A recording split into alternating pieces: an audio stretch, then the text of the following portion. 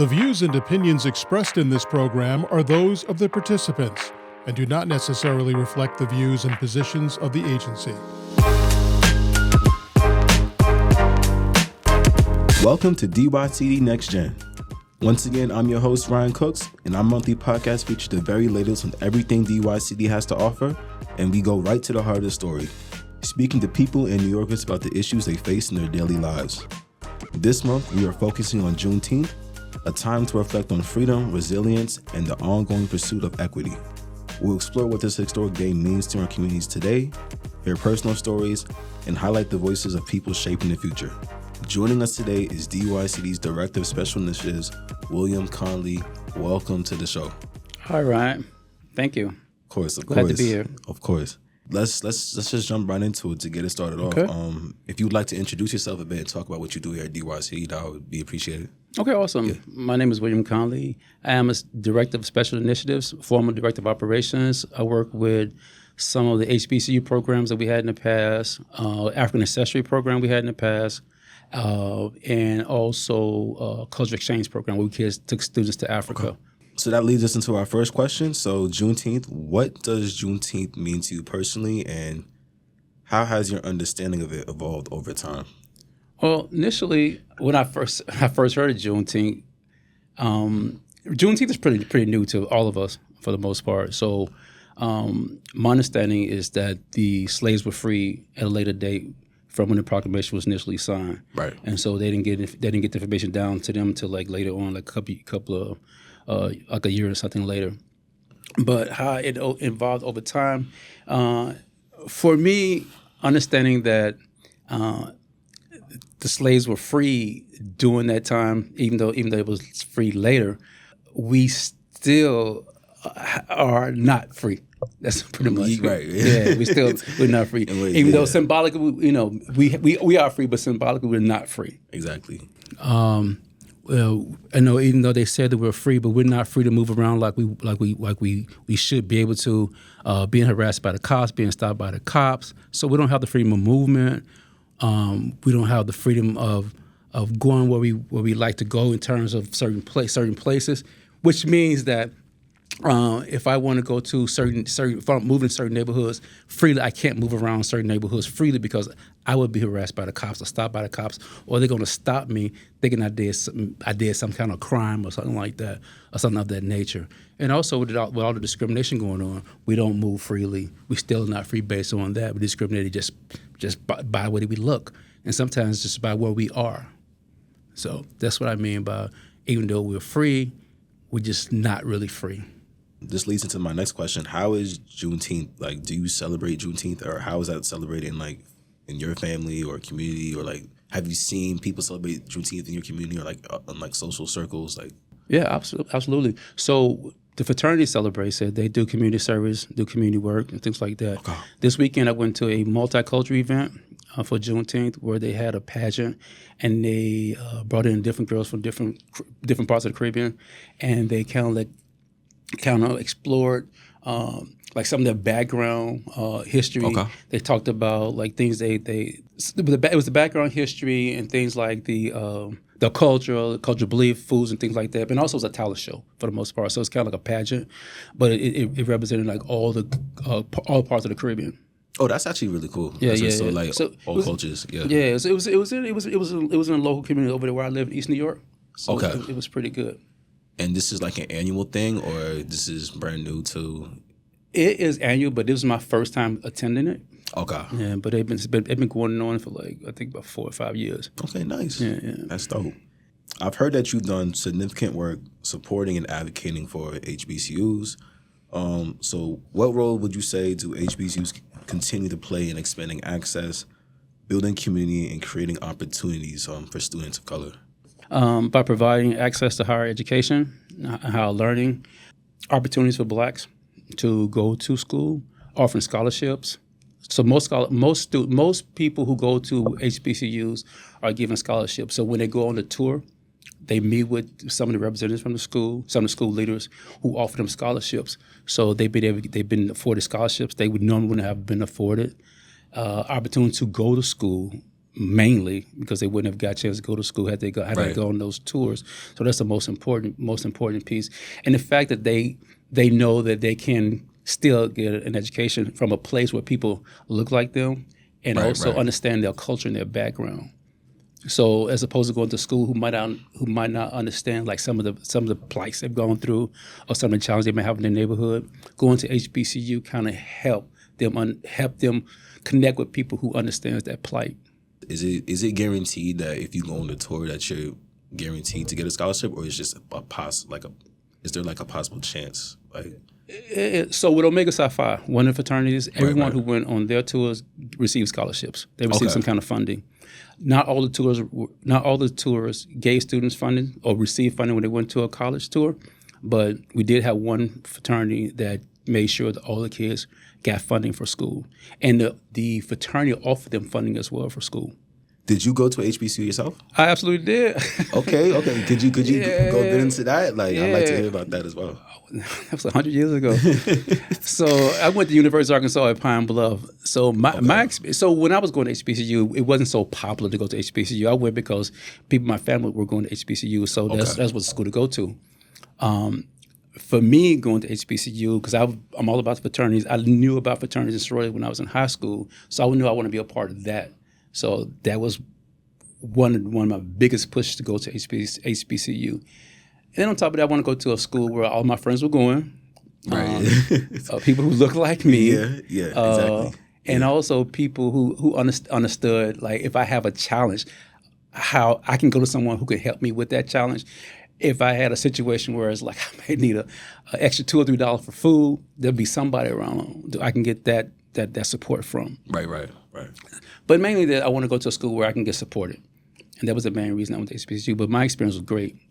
For young people who may face financial, social, systemic barriers to higher education, what resources or support systems have you found to be most impactful? Having mentors, access to mentors, having access to financial aid, or someone giving them information about financial aid, someone who can lead them in that direction so they can get money for school. But mainly having mentors, someone somebody who's in their corner who can make sure that all the resources that are out there, that they have access to it.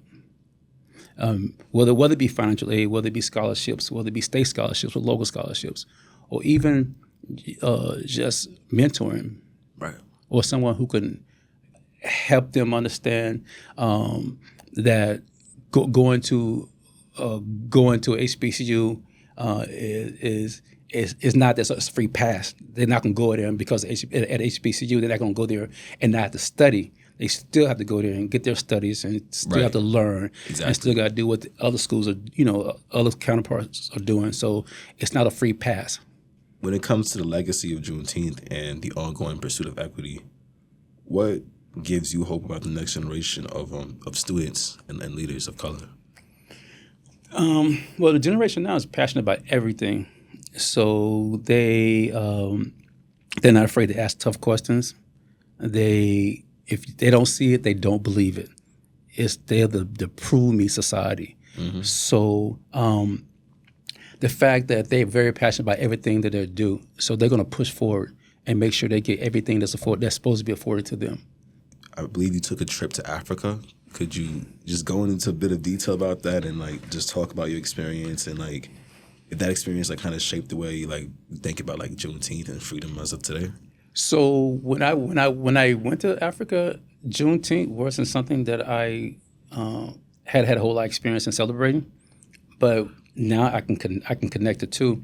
So one of the things that kind of remind me. One thing I learned about going on this pilgrimage to Africa is I got a chance to see some of the slave castles. I saw where the slaves left from before they came to America and other parts of the country.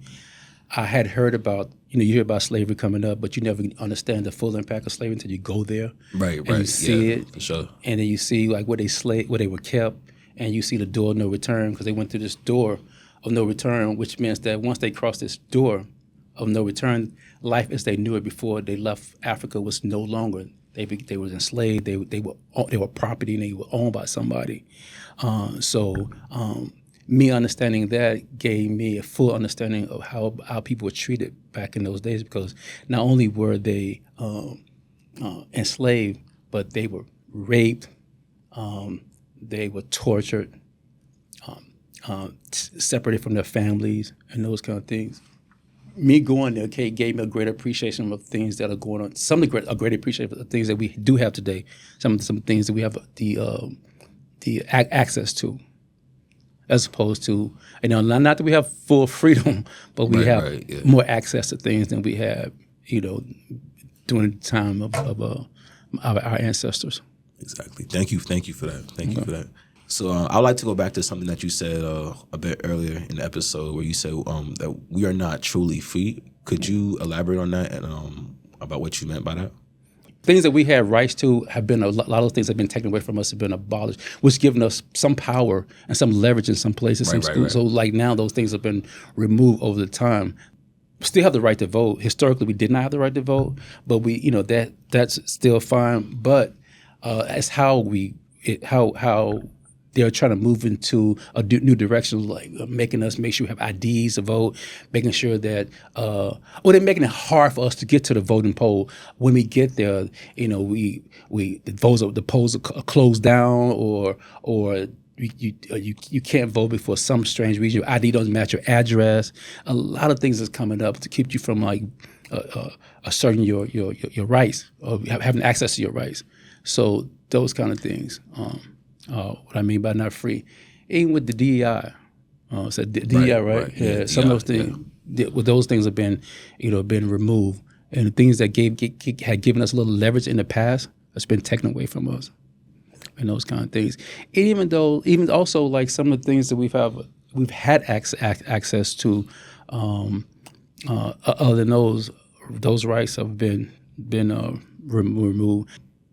And when we talk about, freedom, and like the themes of freedom and progress and resilience, how do you see those themes reflected in our society today?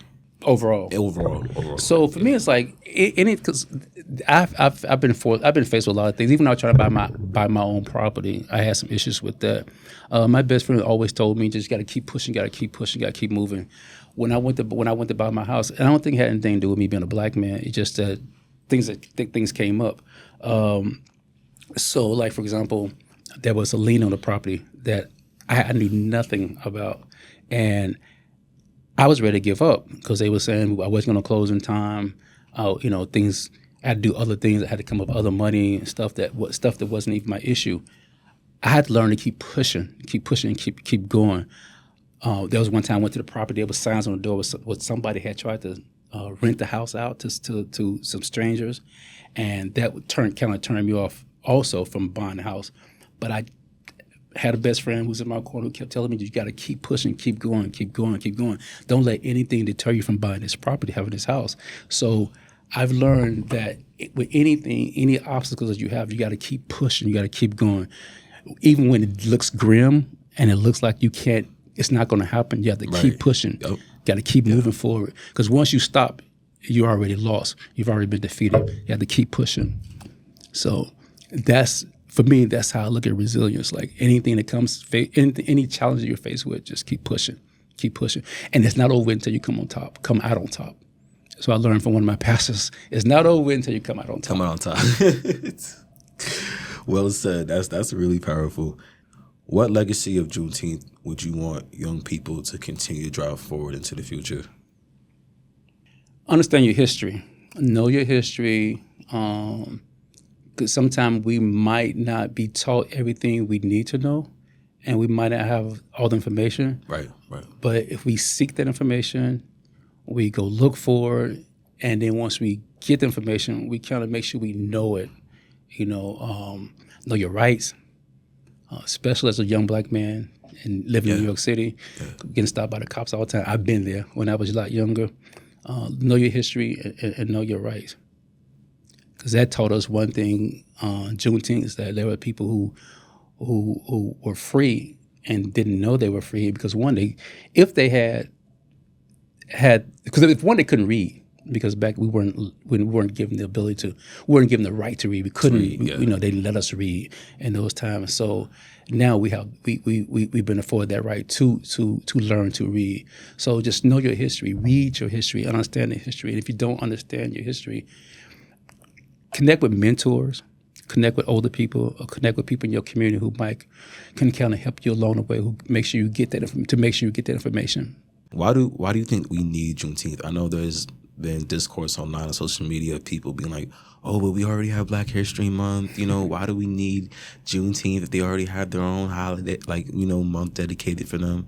So could you go a bit into that about why this is so important? Yeah, that's a good question. Yeah. Black history is so broad, it's humongous. And a lot of times we don't get a chance to learn all there is to know about our Black history. A lot of times we don't get to celebrate we don't get a chance to celebrate the things that we have accomplished. So Juneteenth is another part of history that that was kind of hidden, that we didn't know much about. Right. So for years, we didn't acknowledge it. It wasn't celebrated. No one did anything about Juneteenth. So bringing in Juneteenth gives us another reason to celebrate, another day to celebrate another part of our history, meaning that there were some things that happened historically that we didn't celebrate because we didn't know. And we only celebrate one freedom, which is 1865, when everybody got free. Yeah. But slavery, our proclamation was signed in 1863. Our history is so big, it's just that it brings another part of our history into place that we can acknowledge and celebrate, along with Independence Day, along with Martin Luther King, along with all these other great things that happened. But Juneteenth is to acknowledge that this is another part of history that we weren't aware of, and we didn't acknowledge initially, but now it's becoming broad, and we're recognizing, that there are things that happened in the past to us that we didn't celebrate, for lack of better words, we didn't celebrate, or things that happened to us that we weren't aware of. We didn't celebrate. We didn't celebrate. We weren't not aware of it.